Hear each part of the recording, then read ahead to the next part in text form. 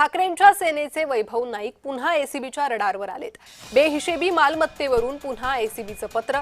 Ratnagiri ACB कडून कणकवली नगरपंचायतीला हे पत्र गेलंय। तर बेहिशेबी मालमत्तेवरून पुन्हा एसीबीनं हे पत्र दिलेलं आहे।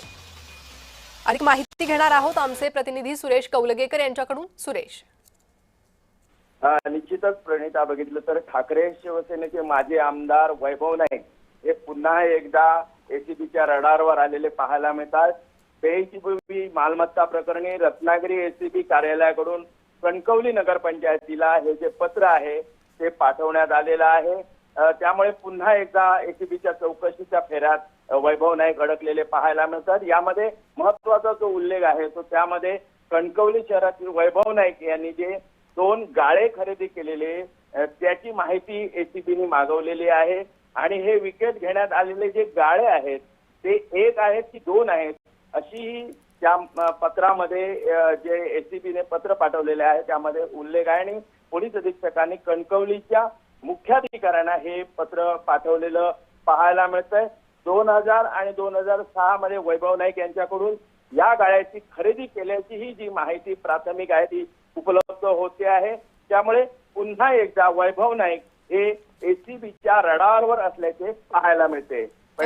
सुरेश, पत्रात नेमकं काय काय म्हणण्यात आलं आहे, त्यासोबतच कधीपासून चौकशीला सुरू होणार आहे त्या संदर्भातली काही तारीख?